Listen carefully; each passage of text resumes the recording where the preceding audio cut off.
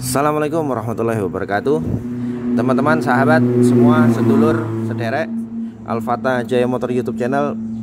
Semoga sehat selalu semuanya, hajatnya kabul, dan semuanya mendapatkan keberkahan. Amin. Teman-teman, hari ini saya ingin membahas sedikit tentang teknologi-teknologi yang ada pada berbagai macam blok silinder. Sekarang tuh di kita Indonesia ini sudah banyak motor-motor dengan merek yang banyak juga, Honda, Yamaha, Suzuki, ada juga beberapa Mochin atau motor Cina. Dan itu kalau kita yang bergelut di dunia perbengkelan itu akan menemukan beberapa perbedaan dari motor yang dulu pernah kita pakai kemudian sampai dengan motor-motor baru yang sekarang, terutamanya itu pada pemakaian bahan yang digunakan untuk blok silinder. Kalau dulu motor-motor zaman kita masih SD, zaman masih SMP, itu semua motor ada istilah dengan di kolter atau dipotong kas. Namun sekarang sudah ada juga banyak bahkan pabrikan itu yang tidak lagi mengeluarkan blok silindernya. Ketika dia aus atau rusak, itu tidak bisa lagi hanya di kolter atau di oversize. Bloknya itu dibesarkan, pistonnya juga di oversize, tapi dia harus diganti dengan satu set bloknya seperti ini. Nah, itu yang akan kita bahas hari ini, lur. Ada beberapa jenis teknologi yang diterapkan pada pabrikan-pabrikan produsen sepeda motor itu. Yang pertama, kita singkirkan dulu ini.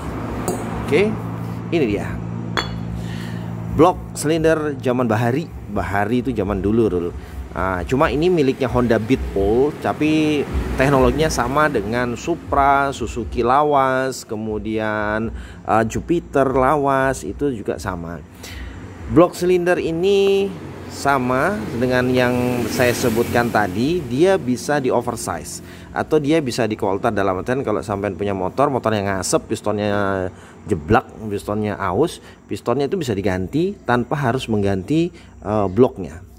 Ganti ukuran yang lebih besar. Kalau dia masih standar bisa dinaikkan ke 0,25 atau langsung ke 0,50. Kemudian dibawa ke tukang bubut untuk boringnya ini dibesarkan. Nah, yang membedakan adalah pada motor teknologi zaman dulu, dia kas silinder kasnya ini semua juga sama sih, lur ya. Untuk bagian casingnya atau rumahnya yang luar ini, yang di sini ada tempat baut, untuk tempatnya busing ini juga, ini berbahan aluminium.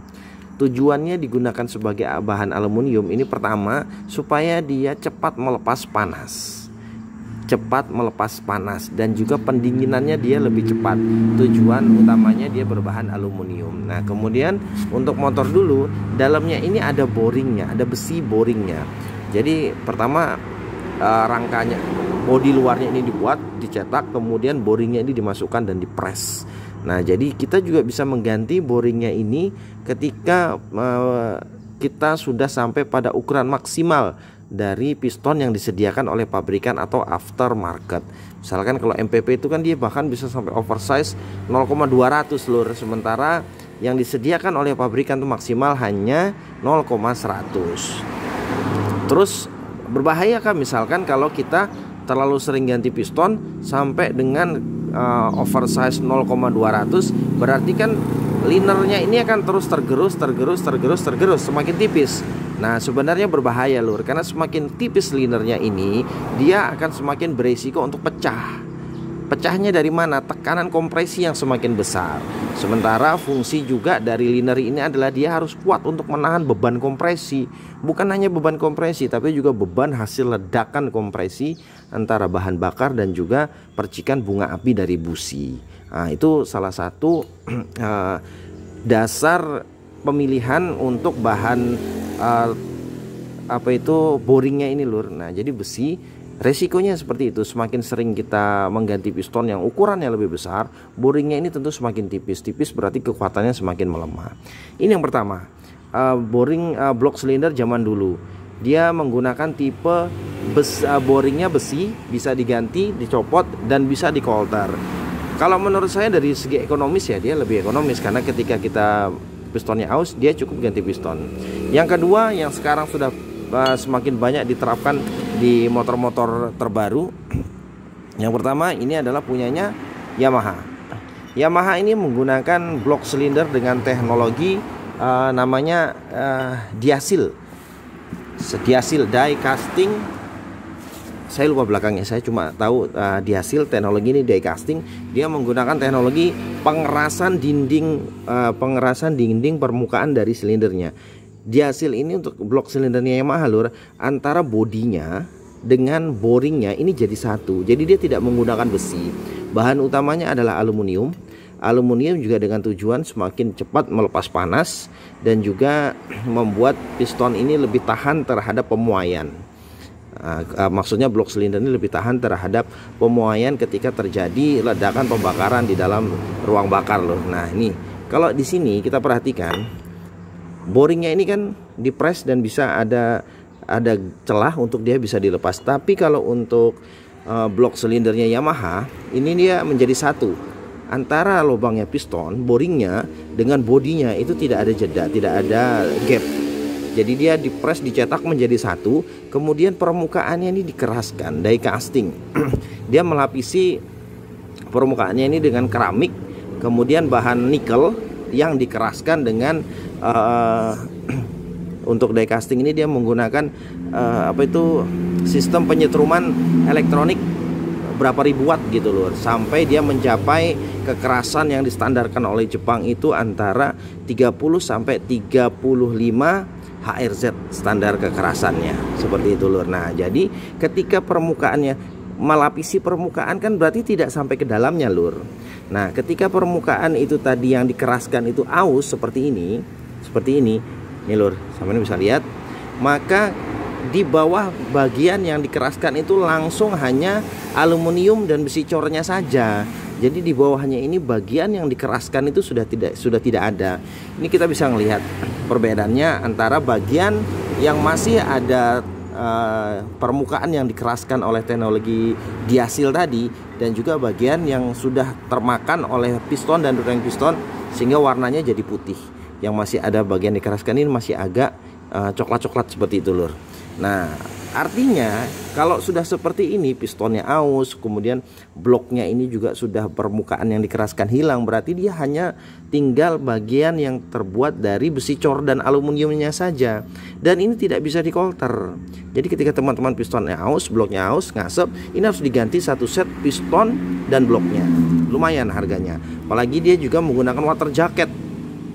Apa itu water jacket lur? Water jacket itu adalah celah lubang yang ada di sekitar boringnya ini yang nanti akan terisi oleh air, karena dia menggunakan sistem pendinginan water base, jadi berbahan dasar air. Nah water jacket itu ini lur. Nah nanti ketika mesin ini dihidupkan, diisi dengan air radiatornya itu kan mengisi celah ini, disebut dengan water jacket. Nah itu teknologi pada seluruh Yamaha sekarang. Ini sudah diterapkan mulai dari zamannya Jupiter MX, Vixen, Mio injeksi, Mio M3 yang semua injeksi, sampai dengan R15, kemudian juga NMAX, Aerox, semuanya menggunakan teknologi die casting seperti ini dan tidak bisa dikolter. Oke, kita taruh dulu. Kemudian teknologi yang lain yaitu yang terdapat pada Suzuki. Dia menggunakan teknologi SCAM, Suzuki Electrochemical Material Composite. Nah jadi sama kurang lebih lah seperti pada teknologinya Yamaha diasil. Suzuki ini juga menggunakan bahan dasar untuk bodinya ini dari aluminium dan campuran besi cor. Dia sangat ringan, lebih ringan.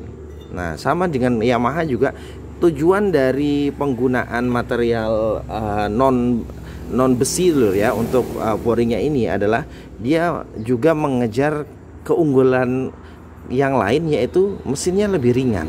Nih antara punyanya Beat ini kan kecil ya lur, lebih kecil dibandingkan dengan punyanya ini MX, atau ini adalah Suzuki dari punyanya Skydrive. Ini tapi lebih berat karena dia ada besi utuhnya di situ lur. Jadi lebih berat. Nah ini Suzuki, dia menggunakan teknologi SCAM. Bodinya juga terbuat dari aluminium mayoritas. Kemudian dia juga menggunakan teknologi pengerasan permukaan. Nah jadi sama, dia juga yang dikeraskan itu adalah permukaannya saja, dilapisi dengan campuran dari keramik nikel yang dikeraskan. Nah, jadi ketika dia juga termakan seperti ini lur, ini, ini jelas nih. Bagian kerasnya itu termakan, maka dia hanya tinggal bagian yang berupa aluminium dan besi cornya.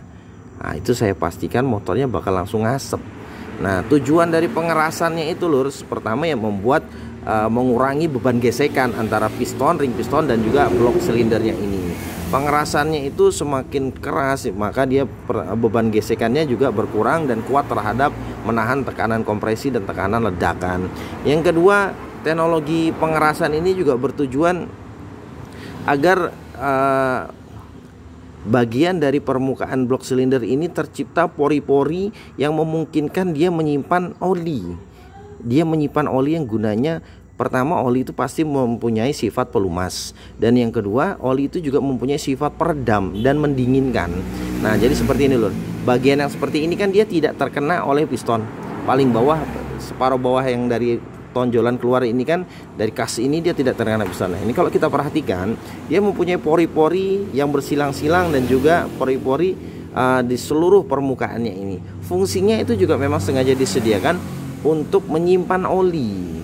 Nah, memang tingkat dari kerapatan pori-porinya itu juga kalau secara kasat mata kita sentuh dan kita raba seperti ini, dia juga sangat halus lur. Nah, namun kan ini menggunakan hitungan mikro, jadi mata kita juga sudah tidak bisa untuk melihat secara jelas. Nah, itu tadi lur, teknologi dari Suzuki, kemudian Yamaha dan juga Honda yang masih menggunakan teknologi pengerasan silindernya menggunakan buring besi. Nah, dari semua ini mana yang paling awet? Semuanya awet lur. Masing-masing teknologi ini diciptakan untuk menciptakan terobosan kemajuan yang baru. Semuanya ditujukan untuk membuat komponennya lebih tahan lama. Nah, apapun pilihannya motornya sampai nanti, mau yang pakai teknologi scam, diasil, atau yang masih pakai buring besi, kalau sampean juga servisnya nggak teratur, pemakaian olinya juga nggak diperhatikan, saya jamin semuanya nggak akan ada yang awet gitu lur. Nah, sekarang itu dari segi keawetan, semuanya awet, tergantung dari bagaimana cara sampean itu merawat motornya. Hanya khusus catatan not untuk Yamaha itu mulai dari Aerox dan M3, saya sudah 3 kali mendapati bloknya ini pecah lur, pecah stang karena hantaman dari stang pistonnya. Rata-rata sih karena water hammer ya, saya udah pernah bahas, monggo teman-teman lihat di konten saya yang lain yang sebelum ini. Nah, sekarang dari segi ekonomisnya, kalau motor kita bermasalah nih, mana yang paling hemat? Yang paling hemat pasti yang bisa di coulter. Kalau saya berbicara sebagai mekanik ya lur, karena kita hanya perlu membelikan piston dan kemudian mencari tukang bubut yang baik supaya hasil coulterannya piston itu tadi jadi halus. Kalau untuk Suzuki atau Yamaha, dengan kita harus mengganti bloknya ini semua dan pistonnya, harganya lumayan tinggi lur. Untuk piston dan blok Yamaha itu kurang lebih, kalau untuk MX itu kurang lebih sekitar 600-an.